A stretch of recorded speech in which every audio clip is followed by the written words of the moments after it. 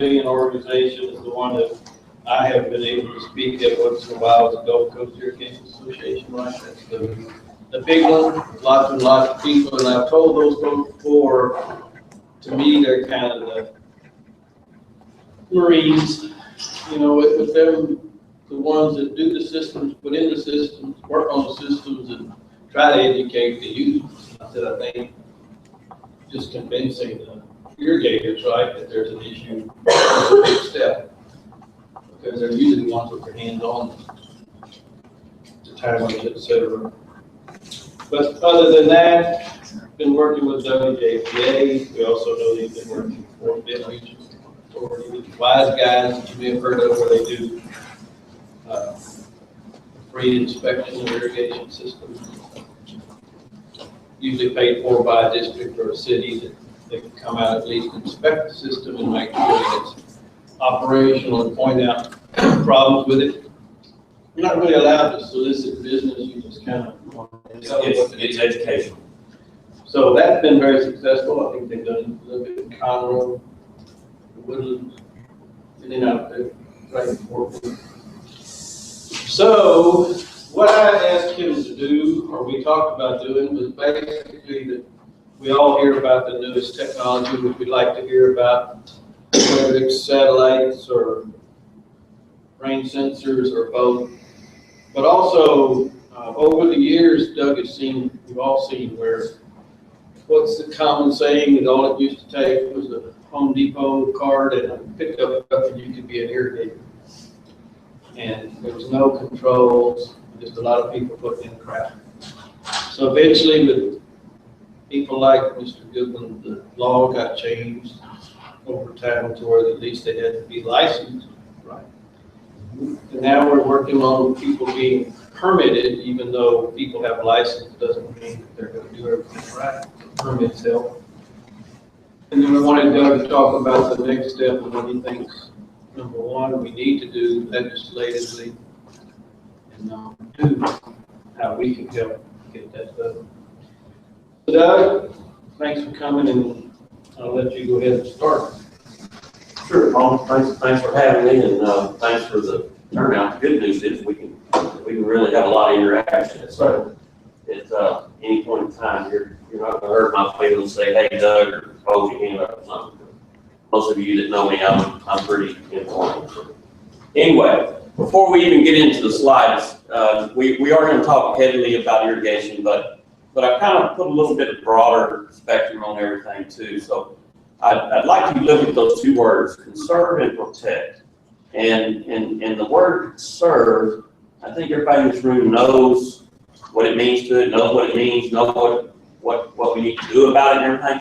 But I'd like for you to think from the homeowner, from just the general public out there, what does the word conserve to them mean? And I think a lot of them take it as you're telling me what to do with something, in this case, our most precious natural resource is water. So in the last 6 months or so, I've been trying to think so the word efficiency comes to me, and no matter what it is, even if it's not water, if you tell them conserve, they're saying, hey, he's trying to tell me what to do with something. And that is the end result. We have to change their behavior patterns. We have to educate. You can't say that word enough because everything is tied to education. How do we get that to them? Man, there's all kind of facets from a brochure to saying, hey, you have to do this in this order. Sometimes monetary value is tied to it. That goes along with anything. Sometimes there's restrictions, all kind of facets. But I think the word efficiency, to me, is softer to the general public because that tells, when you say efficiency, yes, sir. Isn't it ironic that from the perspective of conservatism, that generally today means that nobody can ever tell you what to do? Mm-hmm. Yes, absolutely. I've been preaching that one right there. No, but it's a very good point.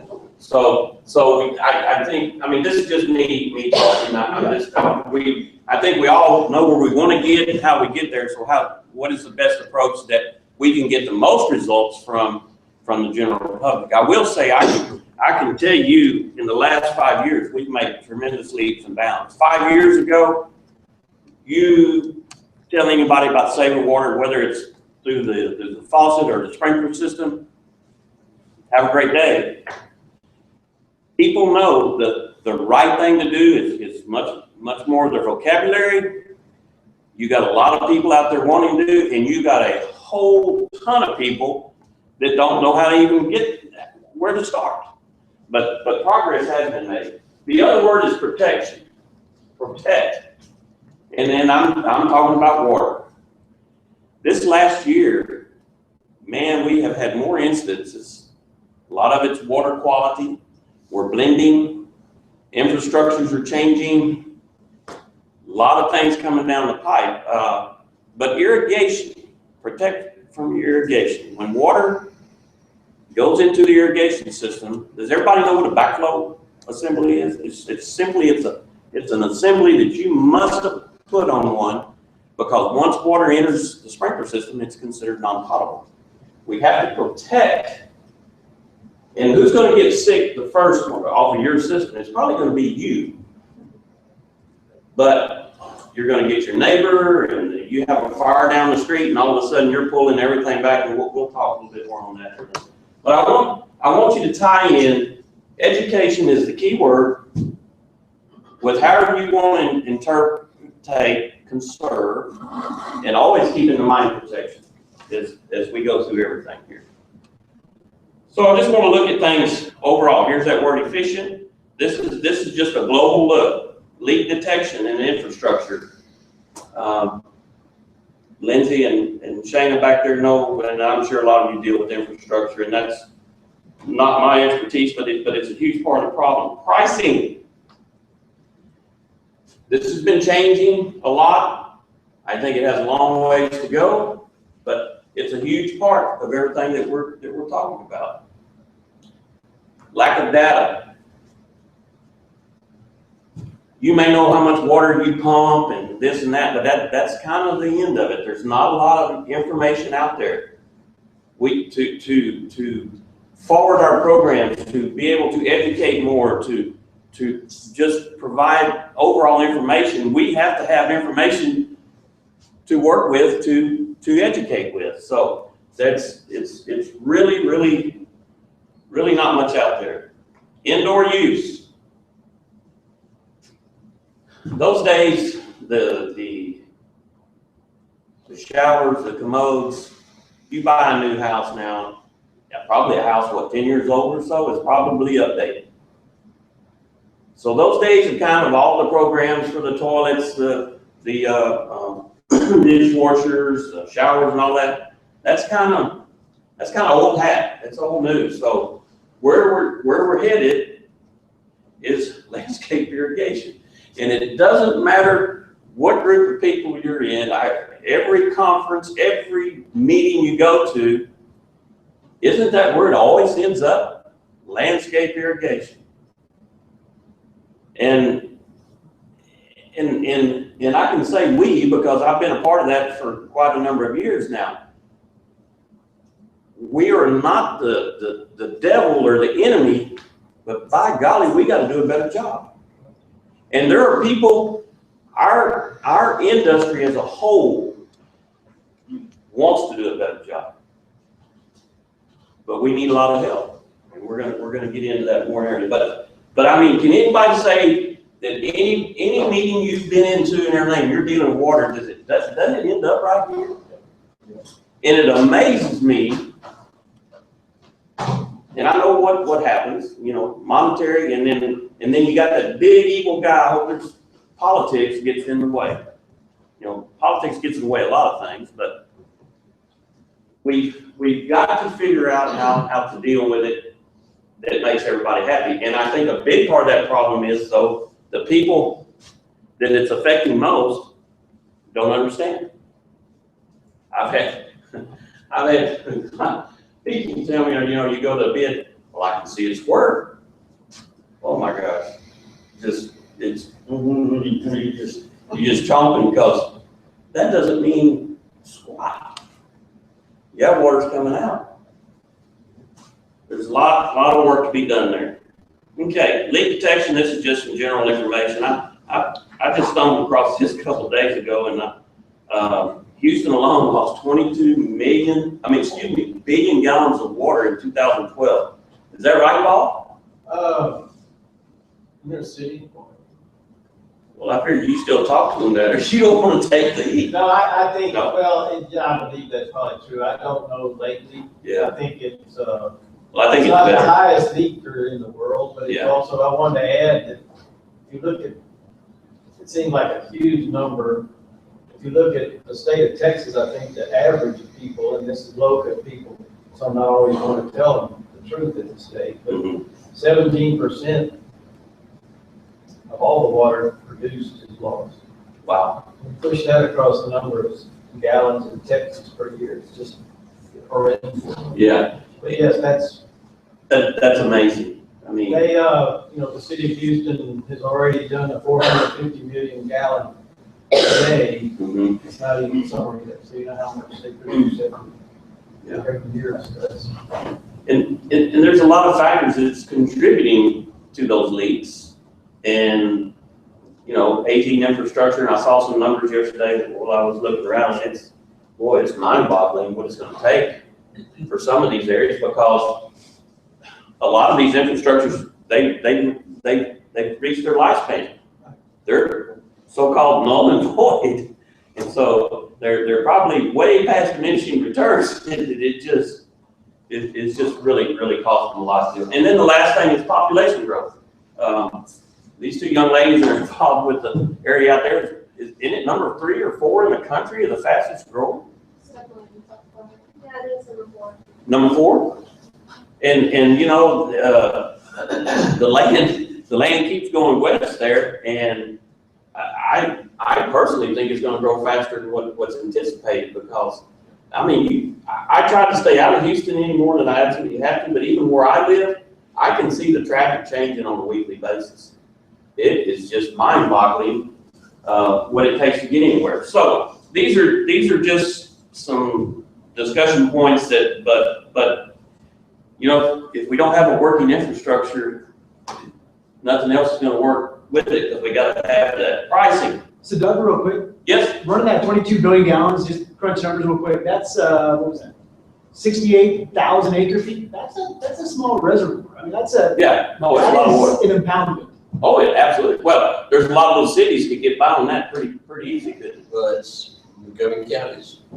Is that what Just a little more than that is what we use on an annual basis. Wow. And not in defense of the city, but I Oh, remind people that, because you hear all the breaks and how much water in the summer and cracked pipes and not fixing them, but they have to maintain 7,000 miles yes, of water. yeah. And I didn't put that up there to be derogatory for No, I Houston. know, I understand. It's just a fact that we can use to compare against, and it's a realism. And you're right about the infrastructure, there were so many, the city hasn't annexed anything since '96, except for the special purpose, and there's so many muds out there. 1960 in North Harris County, they're 40, 50 years old, and so are their pipes. Yeah. So they're gonna have to come up with a way to fix those pipes, because their leaks are even worse. Yeah, well, I remember working in the Champions area in the late late 70s, early 80s, and there's a lot of copper service going from the meter to the house. And so the service coming to those meters it's gotta be in trouble.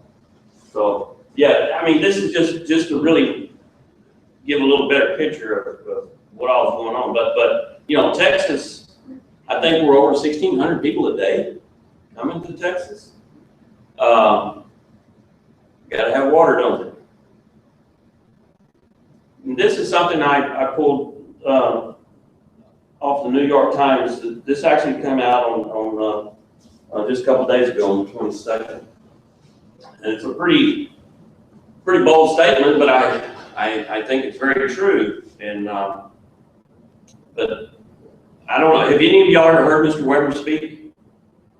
If you get the chance, he's pretty dynamic, and he has a lot of resources to back it up and a lot of knowledge.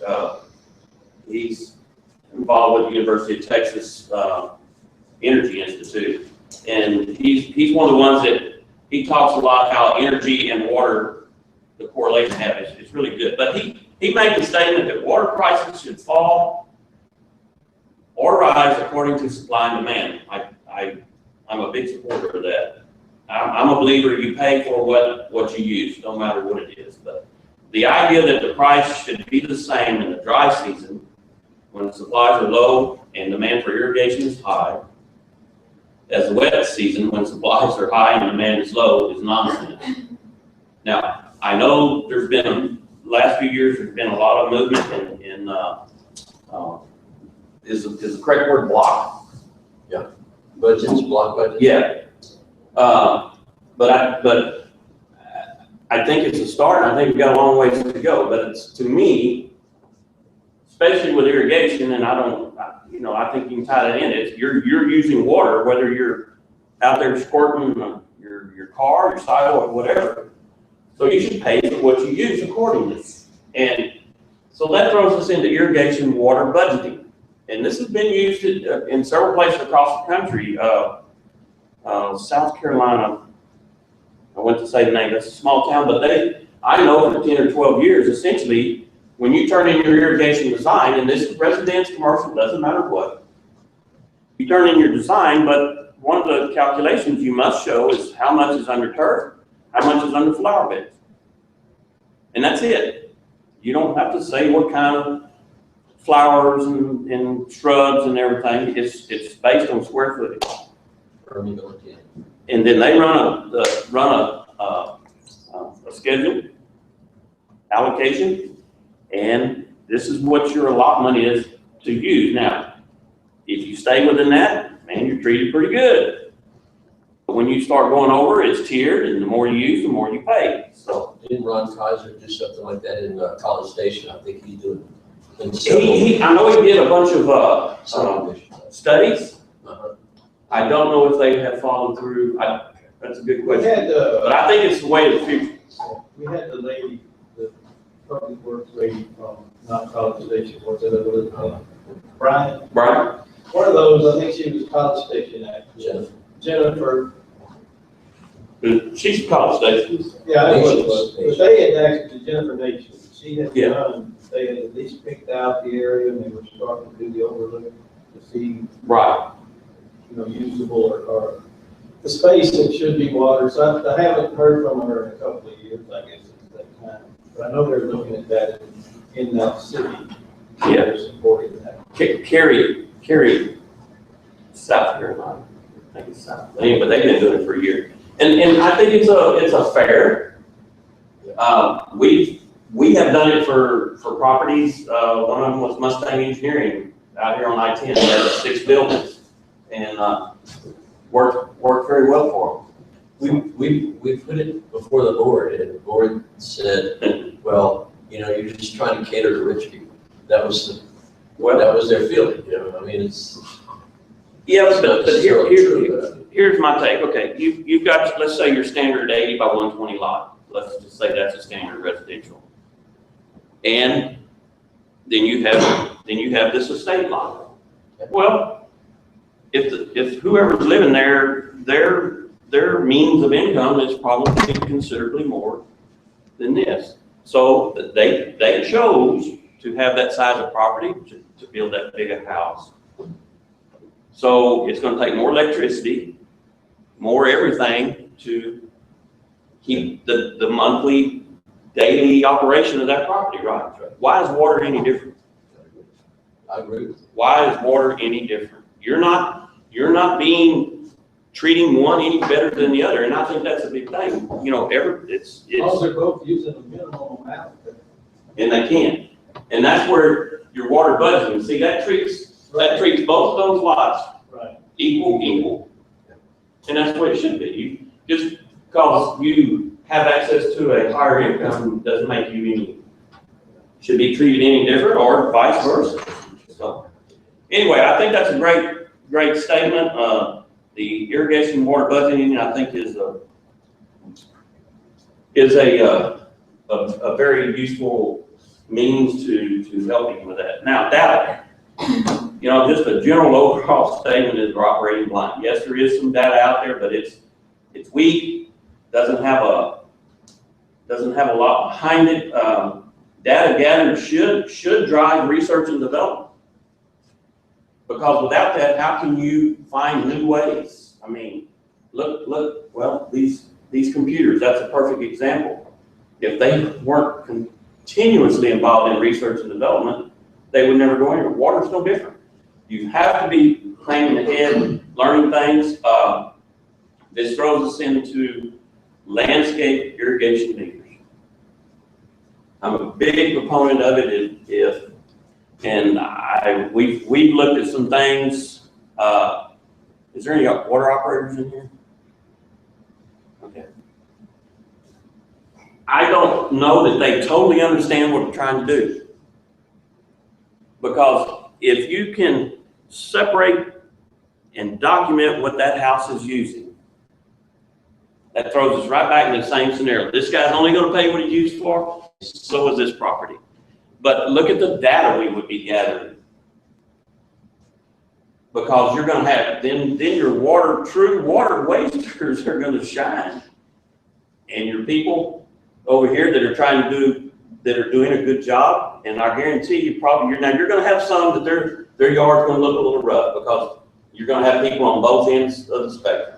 But I guarantee in a lot of cases, high percentage, the guy that's using the right amount of water, his yard is going to look as good or better than the guy that's wasting it. That's been proven over and over. Just because you're putting a bunch of water on it doesn't mean it's in better shape. So, and to touch a little bit on that, we studied I'm just going numbers out here for you, but it was anywhere from a couple $100 to $800 to put that other meter in. And it was so funny, I was in a meeting about a year ago in a little community between San Marcos and San Antonio, and somehow we got on that subject, and I said, hey, what does it cost to add that meter, and we're talking residential, to monitor the irrigation? How much the irrigation meter? He said, well, I don't know, let me call. He called the people that do it for him, $51.20-something. So there's a huge, is it just communication or not understanding hydraulics to really understand what needs to go on there? I mean, typically, when you come off of a meter, you've got one tap, you got a yoke, 1 meter goes to this house, 1 meter goes to this house. When we come in and do irrigation, we tie onto that line. Same thing. So why can't you put a connection in there and just set another meter that's dedicated for irrigation? You're not changing the hydraulics and that seems to be a big communication. I don't know if it's a money thing, that they want to get a lot more revenue. I don't understand. Do they make something like that can, for those of us about like a sprinkling system, just a hose and a sprinkler that just goes on the outside that'll just measure what's coming out? There's some real, actually, a water meter like goes in the ground, you can buy those 50, 60, 70 bucks. Mm-hmm. They're not that expensive, and you can adapt it to any situation. But if you just want to monitor the water that's coming off your hose bib, it's two different things. I mean, just for a personal knowledge of. Yes, there are meters out there. They're not very expensive. I mean, you can find them. Okay. The little things you buy at the mass merchants that say 500 gallons or something on, and it'll turn off. They're probably not very accurate. We put in water, the rainwater system we have. Mm-hmm. Jim Buncho put in, I think, $70, put in just a meter that would probably be city level. Mm-hmm. He just put it on the outlet of the pump. Yeah. So we can measure how much Right. in that tank. We already got one obviously from the city. Right. But I think you're right about the city, or most of them, I know the city of Houston had reduced rates for sewer. Correct. And that's pretty common. Yeah. Isn't it, Nancy? I mean, that's, yeah. You put the meter on for the, irrigation meter. Well, here's the other thing too, though. See, the homeowner that could say, hey, irrigator, put me a meter in right here, and they monitor it, but what are we gonna gain? Unless the utility is involved, Right. it's not, it's peace of mind, maybe it's peace of mind for that one guy, but we don't need just that one guy, we need the whole subdivision. All of Yeah, so that throws me into the next deal. I know there's several people in this room that last September and October, holy mackerel. I never heard that phrase so much in my life. No way. No way I'd use that much water. Just read my meter. Holy, well, there's no way that much water went through that meter. Now, I have personally been on several hundred, and a good portion of them this fall. I haven't found one yet that didn't use the water. I honestly, and leaks, you know, that's the first thing that comes to our mind is leaks. They're not that predominant. Now, we do see geysers, and typically that's the only thing that gets fixed. We'll chat on that a little bit more. But last September, everybody remember all the rain last May and June? And man, it come up to July 4th and went and stopped. In the hill country, it didn't start again until they went like 90-something days without rain.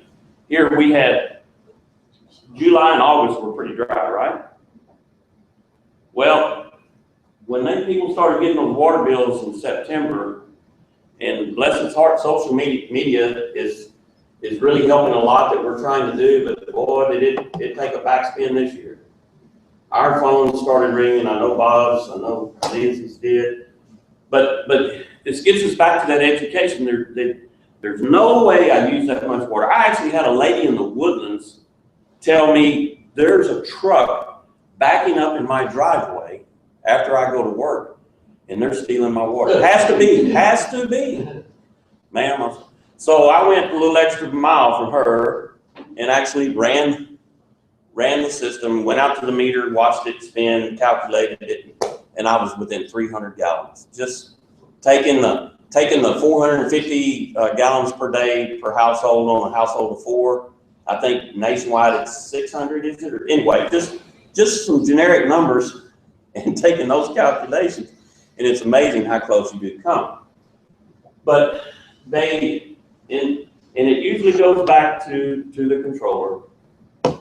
It's uneducation. They don't know what they have. They know they have this box on the wall, but nobody's ever taught them how to use it. They're scared of it and everything. So, but just to elaborate a little bit more, I saw a lot of water purveyors cave in to these people. I know you got to service your clientele, but you didn't do them a favor. I know one city that spent in the tens of thousands of dollars trying to make people happy. Had the water meter, had 160 water meters checked by 3 different, no issues. But the few they found made it to the front page of the Austin paper. That was a huge mistake on Austin's part because That became the norm just because. it lit up like a Christmas tree when all of that. But I think the point you're making right there about wanting to make customers happy is the real reason we don't have irrigation meters. Good. Because the districts or the cities wouldn't do anything right now with that data, because they don't want to be the water police. and I understand that. So why spend the money to put in, I'm not saying I agree, devil's advocate. Yeah. Spend the money to put in that additional irrigation meter if you're not gonna do anything with the data. Well, that's Where they're at right now. and that's a very valid point. We're going to come to that because Can I ask? Yeah. Do winter rates for the wastewater mostly districts? Most of the districts just have a set monthly sewer rate. And I think one of the reasons that Houston, right after Kingwood was annexed, everybody in Kingwood, they were gonna get. Oh, yeah. $1 bills, so they all put in irrigation meters. But in that time, you had to pay water and sewer both based on volume that went through the water. Mhm. So you could get a pretty good bill. Right, and there are So still put some. they put in the that- irrigation meter, you could have a little more expensive water, but you didn't pay for sewer on that part. That's right. So if you used a lot, it was a good deal. But like you said, that kind of stopped when they came in with the monthly rates. And I think you're right, that they just do not have that extra meter. Yeah, but Yeah, that you have to do something with it. and that's a very valid approach, but my question is, when do we stop? Right? When do we start going forward? Yeah. And I can tell you that cities that have what is it, the proper terminology. In other words, that they can monitor them, whether they're driving by and logging it, or one of our clients has, AMI. yeah, AMI and AMR. The ones that are using that are having tremendous success. Right. One of our clients is City of Mansfield, and they have a very lucky situation. They have a manufacturer right there in the city. So they made a deal with them that they supply all the meters and the technology for them. So they sit right there in their office. And when Ms. Jones calls them and say, hey, ain't no, well, Ms. Jones at 3 o'clock this morning, boy, let me tell you what, it stops it. And that customer really got educated, and it goes away. I was in this little community, and actually it was the best system I've ever looked at. It was 100% drip, grass, plants, there was nothing wrong. But the homeowner, I didn't use that much for it. Well, they did it on the controller. But what was really cool, I was able to go to that meter. You flip it up once, put it down, you flip it up again, it gives you real-time flow. So I was able to turn the zones on and monitor with the real-time flow. And what was really cool, there was a design hanging there on the deal, and it was so close to what the flow said on the design to what was really happening. I thought, wow, I had to call the software guy and tell him, man, this is pretty cool. It really matched up. But the point is, on those types of systems, there's no more debate. It's what's there is there. And I think the logistics and the monetary values and stuff, yeah, Lindsay, has to be worked out, or they will take it just like what you said. But that kind of goes back to that structure. You pay for what you use. Then that idea of that irrigation meter has a lot of value, because the person over here that doesn't have one, he's not paying. You're paying for what you use. So, but I mean, And it provides a whole lot of data too. I mean. Oh, it's got You've got tons of data that you can analyze. and that helps. But I saw, I actually had the directors of the public works and stuff meeting us on these job sites and stuff. That's a waste of their time. They have better use of their time to be out there trying to convince someone. And in the bottom line, they're not going to do anything. They're just trying to be politically appeasing to the homeowner, which is all well and good. But where the bottom line, they use the water. So where do you stop? Okay, evaluation criteria. Now we're going to look at some data that was gathered over 11,000 residential evaluations. This is actually visiting the properties, observing, and logging in data. These are things to look for. Remember the backflow that protects your water and then the community's water and your neighbor. In this quick little sample, you can see the little valve right down there on the irrigation side. That's going to an ice maker. Do you like your drinks really that little extra flavor of the neighbor dog or cat or fertilizer? Rain sensors. Got a really good statistic on that here in a little bit. Hydrozoning, separating the sprinklers.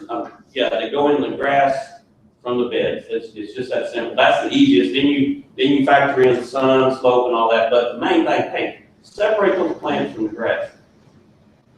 Broken, that doesn't occur as much as what people think. I think when people say, talk about irrigation got problems, they automatically think what we call a geyser. Doesn't happen as much as you think. I mean, it does happen. And Unfortunately, that's the only thing that you really put a set of eyes on pretty easy. Bad layout, head's not aligned. Man, that's one of the number ones you'll see here in a little bit. This is another one that's huge. And I think you mentioned, see that right there? That's 100% waste. And because the sprinkler can't get to where it needs to be to work. So that's just creating a flooding situation. Can you see a little of that gray along that curve there? Overpressure. We're gonna talk a little bit more about that. There's a little bit what I was talking about. See the brown in the middle? That's running off there a lot. They got the little iron in there. That's probably a clay soil. What does that mean when they don't have a sprinkler system? Oh, Because I see that sometimes when I'm driving around yeah. in the woodlands. What it typically is, there's that soil is real heavy compacted clay. Mm-hmm. You get a lot of rain, it sits, and then when it leaches, it carries some of that. But you'll see it in driveways too, where the expansion joint comes across, and you'll see these discolorations. If you see it, for a month after rain, then you need to ask the Yeah. question. But normally, it's funny how that soil will weep, especially if it's on an incline for weeks after, or days after. Yeah. rain. Yeah, last month I was seeing it before it was raining a lot, but I didn't know if that means like there's a broken something It's underneath. bone dry everywhere else, it's usually in there. And you'll see it in the summertime with someone that waters their lawn too much. Yeah. You'll see in their driveway, the heat, when it gets hot, will pull that water in that expansion joint, and you'll say, well, where's that water coming from? I got a leak. It's not a leak. You're watering, it's way too much, and the heat is pulling it over there and up your expansion. I've seen that a lot. Obstructions, mature landscapes, they all have them. Free car washes on the head that's laid to the side. Puddling, a lot of flower beds, turn them on, and in 30 seconds you've got water standing. That's saturation and soil compaction. Zika virus and Yeah. virus. Leaks in the pipe happens, but not, it's kind of like that one is shooting up in the air. It doesn't happen near as much as what it did. This is this is actually a home in the Woodlands, a very, very expensive home, and that system was unfortunately only about 4 months old when we visited. Exposure, we see that a little bit.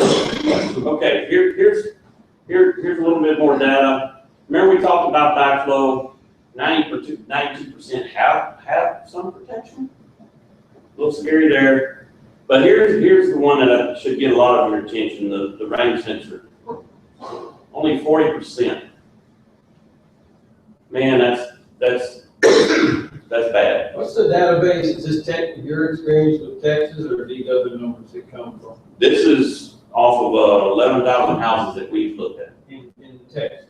Houston, Dallas, mainly Fort Worth, North Austin. Okay. Wow. Well, North Fort Bend area when we first started was down to 25%. And that's a growing, those systems should be, Upscale, yeah. On average, what is something like a rain sensor cost to add? it's gonna cost a contractor $35, $40. And the resident? You can probably get them installed all day long, less than 100. Okay. Because they have wireless mechanisms now, so it's essentially a couple screws at the controller, 3 wires, Mm-hmm. go out to the fence, screw this thing on, it has a bracket made. Some MUDs offer rebates. Yeah. Okay. Yeah, one of our clients in North Texas actually gives them, and pays the contractor to install them on a property they visit that does not have one.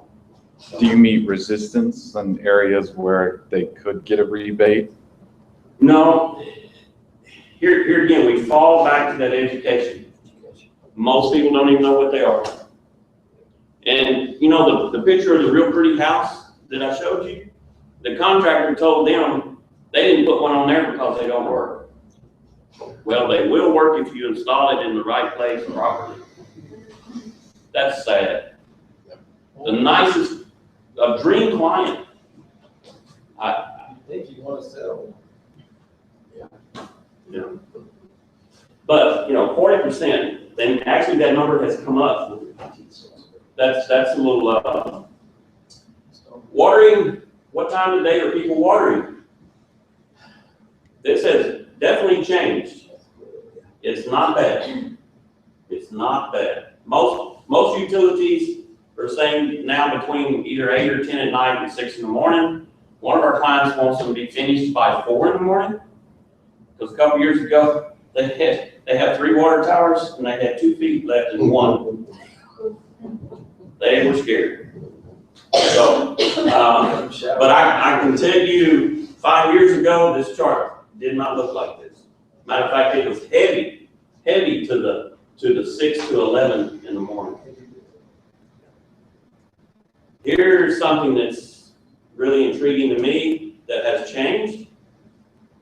2 days a week, I'm here to tell you, no matter what the conditions, what's going on, I don't care how hot it is, 2 days a week, you can make your yard look pretty and healthy. No ifs, ands, or buts, you can do it. So we have 43% watering 2 days a week, that's wonderful. But we still have 39% that are over 2 days a week with a 6% at 7 days. I just don't understand that. But the good news is, I would like this chart kind of flipped where we have 17% that are over 2 days a week. But the good news is that when 5 years ago, this chart looked real heavy on the 3 and 4 days a week. I mean, heavy, probably 65, 70% were right there. So that's come from education, awareness, helping people go down the right path. Does that include residential and commercial? No, everything I'm showing you is strictly residential. Okay. Strictly residential. Do you have any theory on why? So it's a relatively normal-ish distribution, except for that 7. Everything's kind of a bell-shaped curve, and then it just pops up at 7. What's going on with the 7? Those people just are oblivious to anything, and they're gonna water 7 days a week till someone stresses very heavily monetarily to them that they can't do it. That's Bob. You agree? I agree with you. Maybe marital problems? No. It's just out there in the yard? I will tell you some of that, Lee, but I don't think it's that heavy. I've been on properties where my wife is gonna water,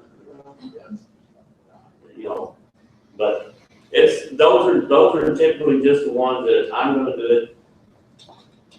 I think this is the, before I became knowledgeable about fertilizers and soil and stuff like that, I figured if the package said put a teaspoon, well, a cup would probably do better. Mhm. And so a lot of people say, well, I'll just water every day, you don't have to. That should be enough. To me, it's a percentage of them are people that don't realize, go back to being aware. I think Yeah. some of them Oh, it is. are aware that they're doing it. They wouldn't do it if they knew. Some of them do it just because, but I think there's a certain amount that just tend to go through what happened. Yeah, they want to do what's right, they just. And they don't know what's right. They don't know. And I think that would be the case also if that 7 was actually smaller and reduced after the 6, but I think there's a story there. I don't know what it is that it bumps up. When you've got a reduction from 2 to 3 to 4 to 5 to 6, and then all of a sudden 7 magically bumps way back up again. Well, that used to be at 7, and sometimes I got it as high as 10 at one time. 10 days a week? 10% were watering 7 days a week. Yard of the month is a I guess very it could be, honorable. some of those irrigators said it when they left. Oh, that's a whole nother topic, yes. 7 days and all. Depending on what time of year the system was put in. That's good. This is just an overall of what equipment is being used, but what jumps out at you? I'll tell you what jumps out at me.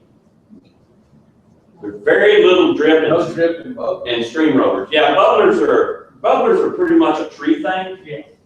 In our environment here, I'm not a big stickler, even though I have to put those on the drawings. We get so much rain. Here again, now, if If the job is going in August, yeah, we probably need those on there to help it grow in. But by golly, I'm gonna come back in February and the bubblers are still gonna be running. But there's not near enough stream rotors and drip. And there is a ton, thousands and thousands of residences that have what I call mature flower beds that really could benefit from drip. It's not hard to do. Lace it in there, put a little mulch on top of it. The product quality is as good as it's ever gonna get. Not a hard thing to do.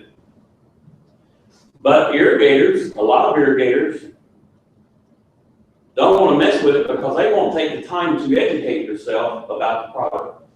So that's kind of an industry issue, isn't it? Because, Yes. when we went and talked to that group, it was a heavy debate that day about drip not working. Oh, it works. Yeah, no, I understand. I'm a believer in And- drip. and- I'm just saying in the industry, it seems like there's a big divide. Well, it depends where you go. Now, we have a group of people in Houston, what I call good, reasonable contractors, but they've educated themselves on the product. Then you've got those people, man, that's something else I gotta learn about. I ain't taking time, I'm too busy. I gotta get another in the ground so I can get my check. I heard it don't work either. But you go 2 hours from here to San Antonio or Austin, I mean, there's people up there that do nothing but drip. So it's the environment that you're in and what do you want to take it to? What are the stream rotors? Stream rotors are the pretty fingers. I don't know, years ago, Toro made one that Super 700, and I swore I would never ever put anything, but they look like fingers, they're real pretty. And now they come back into the market and several of the manufacturers have them. They're the most efficient head. Their water usage is way back, and their precip rate, how fast it's raining, is equal to the rotors that shoot the big heavy streams out a long distance. Really, really good products. Okay, moving along. Here's I'm just going to throw this chart up here. Ladies and gentlemen, in the perfect world, we should be right here. We know that's not going to happen. But golly, wouldn't you hope that a lot of the percentages were a little less. The big ones, adjust knobs, that's overspray. That's everywhere you look. Head's not aligned, they're crooked. They need raised. Huge, huge. Overpressure, that number says 42%. Should be over 80 probably, because irrigators have gotten so used to seeing the pretty mist. Man, I got plenty of pressure. I hear that, just drives me crazy. But when you see misting, it's not going to your landscape. And that's an overpressure issue. And we're talking about spray heads, the heads that shoot 10, 12, 15 feet. It's a fan look at that. We're gonna talk on that. But here's the numbers. I mean, 73% need nozzles adjust. And look, see, the leak in the main line, almost non-existent. The leak in the lateral, not what you would think. It's down there where it should be. Flooding, obstructions, very high. That's just slamming right into the plants. I got a picture that we took out here off of Grand Parkway. Got 2 cactus plants about this high, like right here and right here. There's a sprinkler right in between them. Bam! 5 days a week. And those cactus look pretty good. They're supposed to be dry tolerant. They're nice and green.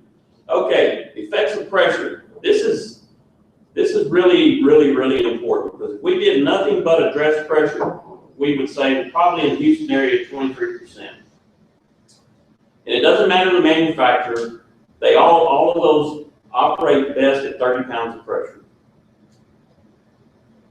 So looking at this chart provided by Rainbird, you can see as you increase the operating pressure at that head, look at the waste factor. In Houston, we have pretty much static pressure of 60 pounds. If we run our hydraulic calculations time we go through the meter, all our pipe, all our sprinklers, blah, blah, blah, all of that, we're gonna burn about 12 to 15 pounds of pressure loss. So let's say it throws us at 45, which is, most of the systems that I design end up 45 to 48 pounds. You see that number? That can be solved by just ordering a different sprinkler head. But what's the problem? $2.08 more sprinkler head. But if you run the calculations on it a little bit, you can show your homeowner how they're going to get that money back in 6 to 8 months. That's a very, very true statement. And that's how I used to sell mine. You know, where do you go that you don't get to try to get upsell? Is there a place you go anymore that doesn't, hey, how about a sorry shake with a hamburger? You get that no matter what. High-end restaurant, low restaurant, anywhere you go. Irrigators don't like to do that for some reason. Even though the rules say you're supposed to address that when you put a system in. All right, let's move along. Excessive pressure. These are some just calculations you run through, kind of like what I just described. But what it says, 72%, even in the Houston area, would have a water loss multiplier of 23% or higher. That's a very, very, very true statement. So you can see what just addressing pressure on a long sprinkler system would do to saving water. And it saves them water. What does it do for the homeowner? Saves them some money, doesn't it? That you get a return on investment in 6 months. What else? Where can you get your money back on something that quick? These are just some numbers for sprinkler layout. You know, just the heads stretch too far. So what happens when you stretch your heads? You got dry spots, right? So what do? Not only turn the time up on each one, but hey, we better give it an extra day. So you just overpressure. We just talked about that, as much as 48,000 gallons. Raise and align those heads, get them straight, get them up out of the grass. Now this is on an 80 by 120 lot, your typical lot. Hydrozoning, separating those plants from your grass. So your typical residence can save between 47 and 155,000 gallons of water a year on one residence. Put a multiplier, 1,000 homes, 2,000 homes to it, you're talking about some major amount of water. Okay, backflow water quality. This is a statement, and I know the key word here. At any one time, UN, the United Nations report on safe water, half of the world's hospital beds are filled with people suffering from illness linked to contaminated water. Now, I know that is a worldwide statement. But has everybody been watching in the last year how many situations we've had here in the U.S.? We take water quality for granted here. I'm here to tell you there is a lot more people get sick from water than what we ever realize. In restaurants, you know, how many times you go to eat and you get a little belly ache and everything, and what do you blame it on? The food? Tamale. Well, if you'd eat something beside bull roll, you'd be all right. But that food was prepared with water, wasn't it? I mean, it was cleansed, it was washed, it was prepared with water.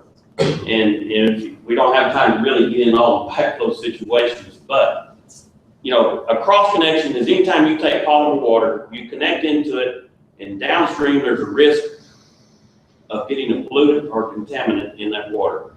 It's in restaurants, these soda machines that you go into the stop and go, it's everywhere. And if they're not protected to come back into the potable water stream, there's a good chance of contamination there. Lawn irrigation, all of us in the industry consider that a high hazard. All the plumbing codes nationwide say it's a high hazard. TCEQ, the way it's currently written, does not classify irrigation as high hazard. simply because at the time that it's installed, typically, there's no evidence of chemicals, bomb chemicals or anything. But if someone can afford a sprinkler system, are they not going to fertilize their lawn? Are they going to put pesticides, herbicides, and things on their grass and everything? Are they going to fence that yard completely off so the neighbor's Great Dane can't come over and say, "Hey, good morning"? So we've had a couple instances in the Woodlands, and I shoot myself for not getting them documented. One of them was one of our contractors calls, "Hey, Doug, this lady here's got a young infant and it's constantly sick. Been to the doctor, can't figure anything out." I said, "Well, have you checked the backflow assembly?" Didn't even think about it. So to go over and check it, it's hung up. So a lot of times, especially in the Woodlands, they run a 1-inch pipe from the meter to the house. So the irrigator can connect right there at the side of the house, put their backflow assembly, and go on with their sprinkler system. So that assembly was hung up. So it was pulling pollutants and contaminants into her water supply, which was keeping the child sick. The contractor brought that to the attention of the homeowner, fixed the backflow assembly. In 2 weeks, the lady calls the contractor and says, "Hey, thank you so much. My kid is doing fine. Everything's good." So she was getting just enough to keep her sick. And I don't know if very many of you have much to deal with hospitals, but my son works in one every day. Let me tell you, something that deals with water, it's not going to show up there unless some key thing is headed there. That is so far from their radar, so to speak. It's not going to happen. Another instance in there, lady calls, "Man, I got all these little worms stuck in my bathtub." Well, her master bath was right there on the side where that water come in. Her assembly was not working correctly, and she was getting all those little worms. So the TCEQ Irrigation Advisory Council, that's a group of 60 irrigators and 3 public members that advise TCEQ on things that they should look at. It's just an advisement to the commission about our industry.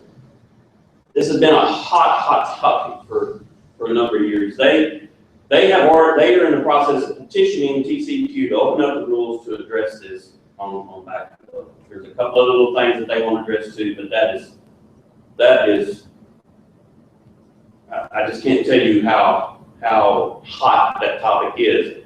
There's another group of people that meet quarterly at TCEQ. It's called the Cross Section Control Subcommittee. That's just the who's who that's in backflow from across the state.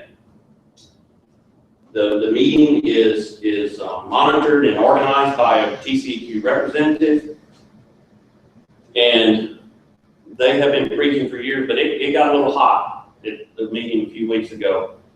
And finally, TCEQ says, "Look, you got to go to the legislature. We're more than, it should be done, but well, they have to watch what they say, but we're more than happy to make it mandatory that they be tested because there is the need, but you got to go to the legislature to do it." So don't be surprised if in the 2017 legislature that you're going to see some and with all this other stuff going on, I can't help but think there's going to be some other water quality type oriented situations that come up because it's beyond control. And my greatest fear, there is a ton of places. Let's say you've got this big strip center that has grocery stores, nail salons, animal clinics, restaurants, just all this, and then a huge grocery store and a surgery center over on the other corner. You've got one backflow assembly that sits in front of that meter that's what's called a containment assembly. And you have no idea what's going on in each one of those individual places. So you may be over here at the restaurant and with the vet clinic right next door,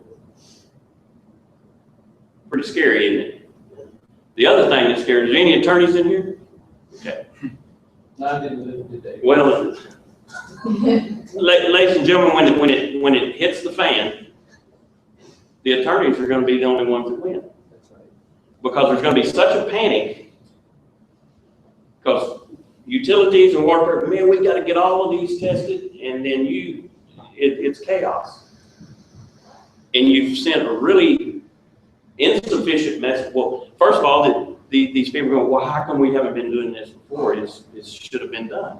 So you can see what's happening. So a good cross-connection program run by the utilities is a utmost. Is there a DIY, do-it-yourself type, like, oh, that's a bad sign, just anything on the backflow that No, just a regular person could? No, sir, they all have test cocks on them. Mhm. They have 4 test cocks, and without someone that has the proper gauges, you can't tell. And Why do you so, think you're talking about any system that's connected to a public water supply, right? Mhm. Whether it's a commercial or whether it's irrigation or otherwise. What's the discussion? Anytime that the pressure reduces in the municipal Yeah. system, there's a chance it's gonna come back. the easiest 2 scenarios to explain are a fire, Right, yeah, sucking down the pressure. suck, what we call backside leaks, Right, and then the other is a break right. in the main line. That's your 2 most easiest. But anytime you have a drop in pressure for whatever the reason, Line flushing. yeah. Yeah, that's what I'm saying. You actually have a drawback on that system. And to get back to those AMR meters and stuff, Right. they actually log, They can show you back. they show you backwards. And boy, there is some lights going off in some of these cities' minds, and what's going on? I mean, I think in Arlington, I can't remember where, but anyway, this guy said, man, this actually happened for 35 minutes. Ooh. I'm just surprised there's not more cooperation to state. Well, okay, well, let's just talk about that just a little bit. TCQ is an instrument of the legislature. They only do, and they are only gonna do what they are allowed and told to do, mainly heavy on the tolls. So, it amazes me, you sit in those meetings and TCEQ employees have to be, I mean, they like their jobs just like everybody else, so they have to be heavy on the politically correct.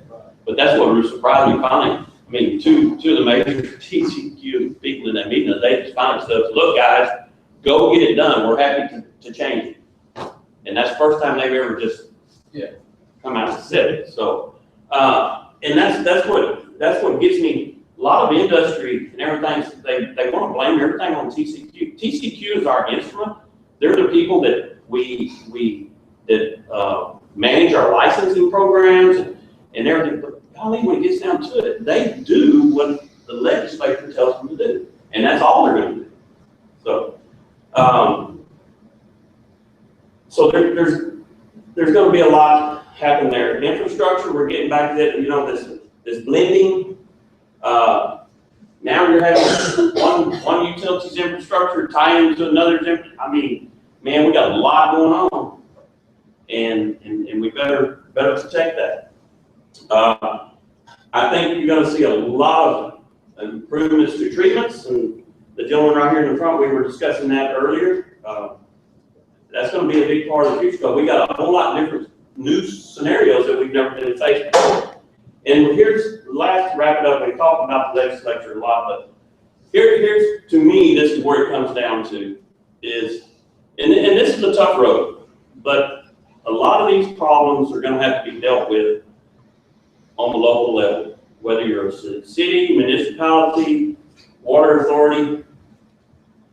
You're going to be the one that has to step up, put your big pants on, and say, this is what's going to have to happen. If you're waiting on TCQ, it's never going to happen. Our program has 3 people. One of them is a working employee. If you get my drift on the other 2, that's for the state of Texas. It's not, yes, they do have a compliance program, and yes, if you have a situation, you should use it. It's gonna help maybe a little bit, but the long-term solution is in your back door. And this, in our program, it all started in the 2007 legislature. That's where Paul, I saw you up there a few times. Legislature told TCEQ, rewrite the irrigation rules pertaining to water conservation, blah, blah, blah, blah. TCEQ did it. Went into effect 2009, and they're there.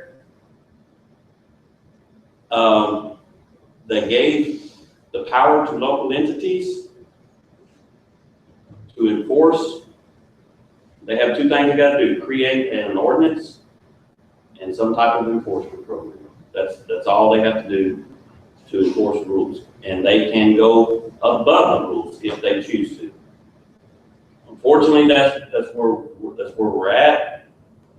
I expect to see some things in 2017. One of the topics has come up. There's no enforcement mechanism that went in that 2007.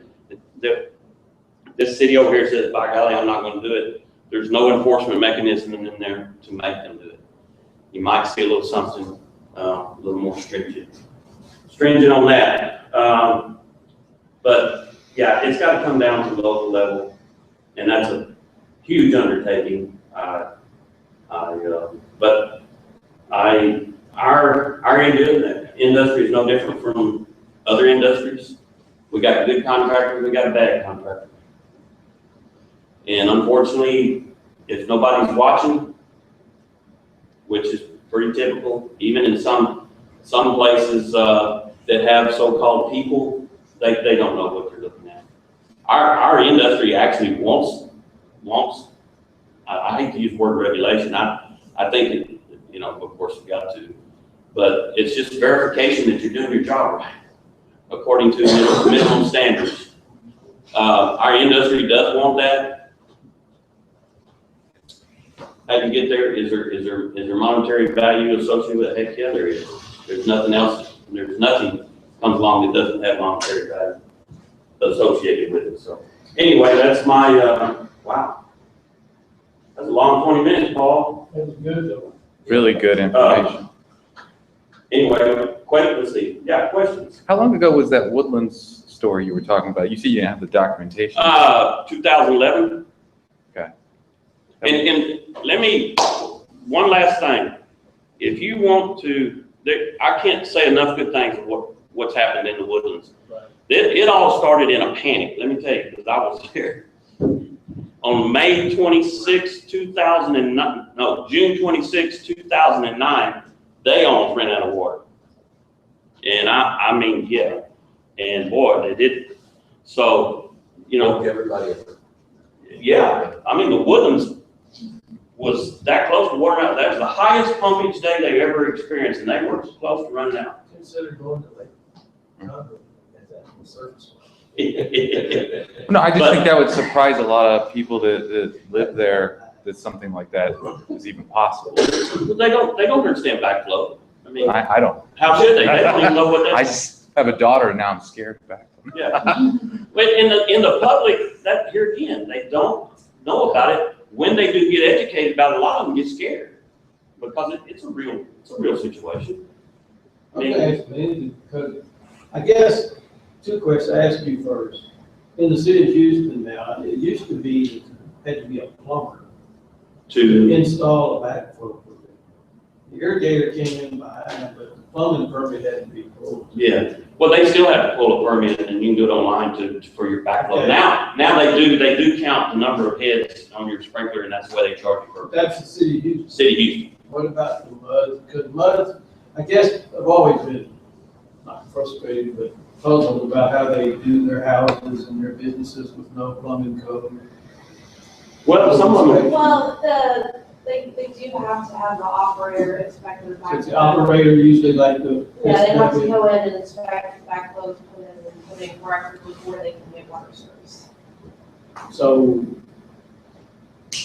and I guess they do all the other plumbing too in the house, or how does that? No, the operator, no, they do get, yeah, developer, the builder who didn't have the owners They all do it, yeah.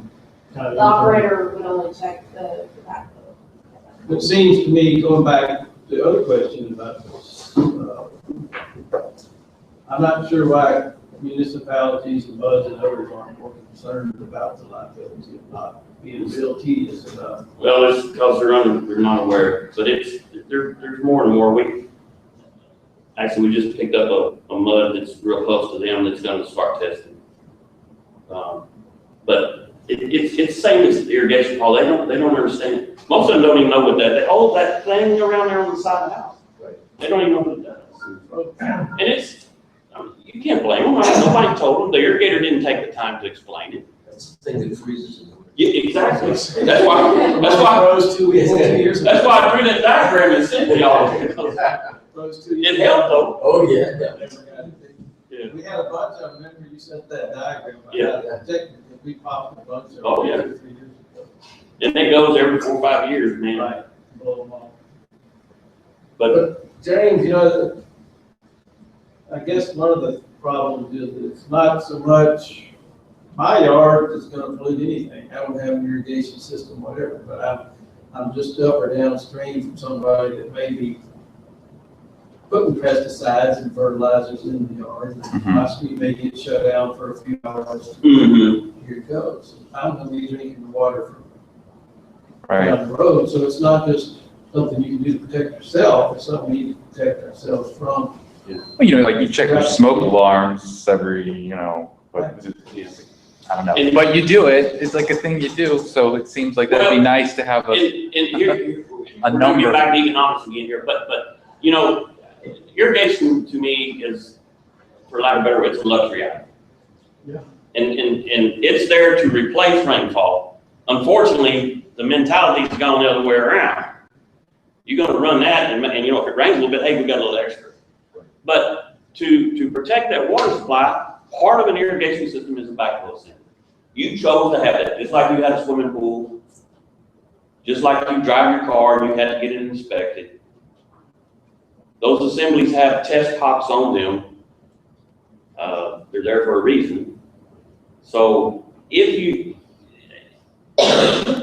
really understood what you had, I can't help but think you'd want it tested. But here's what happened. Utility's gonna go and say, you gotta have those tested. Well, you're penalizing me. Well, let's talk about that. So it's for their own protection and the water supply, like Paul said. Do you want to pollute the guy next door, 2 streets over, or whatever? And again, those people have no idea. No, they don't. They're gonna do that. The incident down here at Ingleside, north of Corpus, they still don't know what's caused that. And they're pretty sure they narrowed it down to somebody's pulling water out of a pond for their sprinkler system. Oh, Pretty sure. that's a good one, yeah. So, I mean, that shut down the whole subdivision and went on boil water for, 2 weeks or so? But they still haven't got to the culprit. That's the scary part. Come on, guys. So, anyway, thanks for, yes, sir? Real quick question, Doug. When you're installing a system, what's kind of your target for making sure the landscape gets enough water? Or do you entirely philosophically put that on the landowner? What's the target? Well, that's a great question, and just to throw it, is this a brand new installation or is it existing? Because here's what happens on a new installation, especially in builder homes. They just put in new turf, they put in new plants, and they're gonna set that baby to run. And you're gonna come back a month, 3 months, 5 months, still gonna be set. More than likely, 5 to 7 days a week, depending on the temperature. If it's an existing property, you can actually have that discussion with the homeowner and make some headway on what to set it at. But if it's existing, you've already got established root systems, plants, grass, everything. You can almost just jump. You may water a little heavy for a few days to get the roots to go, for where your ditches have been dug and everything. But other than that, you go into a normal pattern pretty quick. It's the new homes that get left. I've seen them is a year later and they're still set. Okay, so to go then at the established older homes, you showed nowadays, 2 days is far and away become the most popular route to go. Why is that right? Why 2 days? I mean, what is our target? A lot of people are using that as kind of a significant threshold. I guess I'm just trying to get at philosophically how do we know that we're giving the landscape the right amount of water, not too little, not too much less, knowing that it's a big complex system? Oh, if we go to a water budget type scenario where you say this is what you're gonna, if you use more, you're gonna pay more?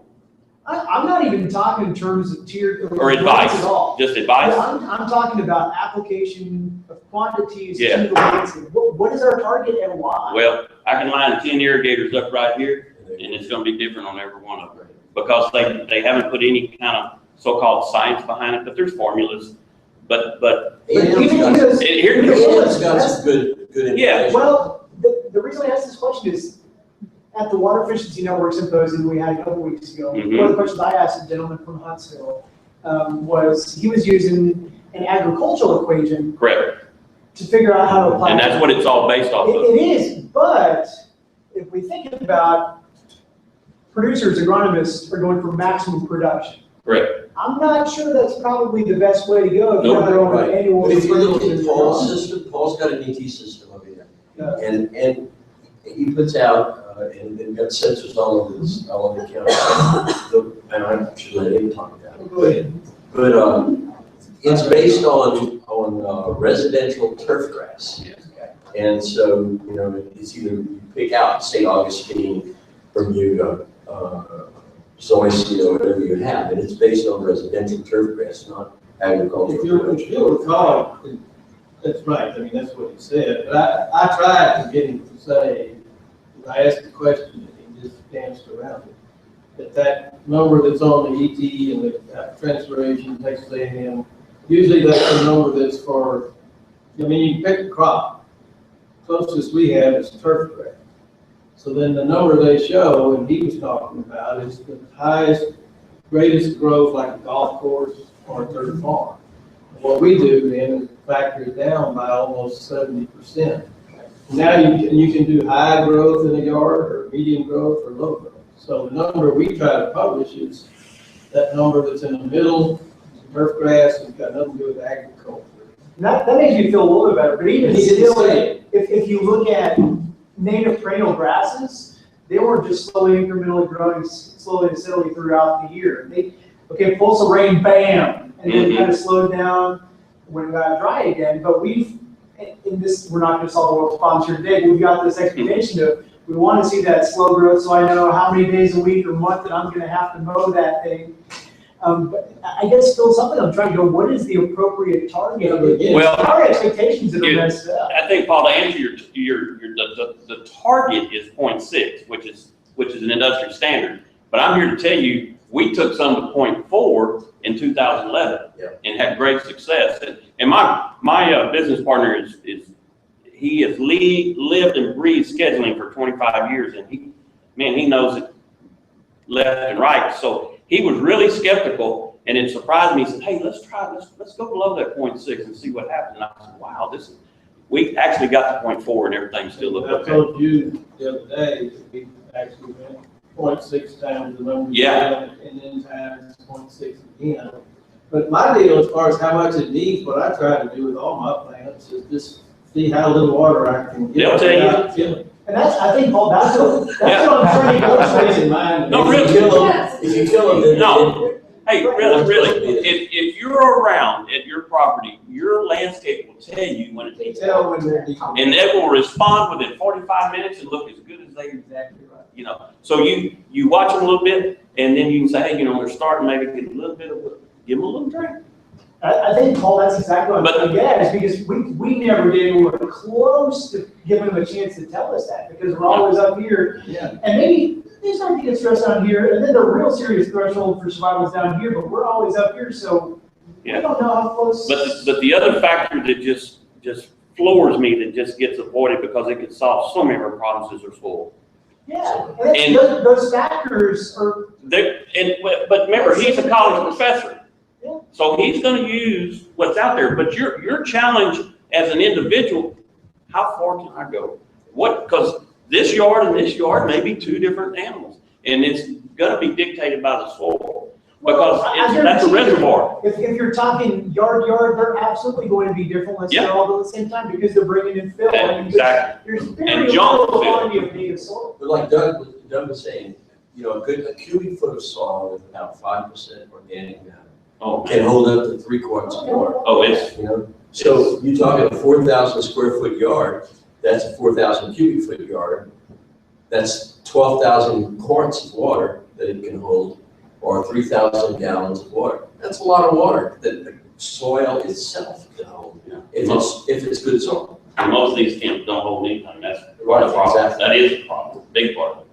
Anyway, great question. So tell them more about, do you think there's any are you any on those committees that you talked about? Well, those are not, you're probably gonna see some coming from, concerned individuals. And so you said something about a petition. I said something about a I petition. thought you said they were gonna. Oh, the Irrigation Advisory Council, if you want to open the rules, you can petition the commissioners and say, hey, we want to open the rules to address these situations, blah, blah, blah, blah, blah, blah. It's a real formal process. Yeah, I've been through that. I mean, I got a feeling the legislature might beat it.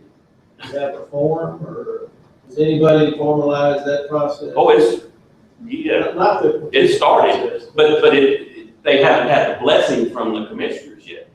So you have to petition the commissioners look at it and say yes or no. They can just flat out say no, Right. or they can say yes, and then you start this other process. Well, I guess what I'm saying is that you can organize a petition to the commissioners to say, we want you to do this. Has that been done, or is there any? On a public basis, It's all been in the. it's within, yeah. But to me, it would be a good thing for city to do too. Yeah. So, Yeah, here again, TCQ only does what, right. I mean, a lot of people don't realize that. And they stop doing whatever they're told to stop doing. Yeah, and if you want to see TCQ jump, let a legislator call them up there and inquire about it. Letter to the editor. They come to the top of the list real quick. Yeah. Anyway, thanks for coming, everybody. Thank you.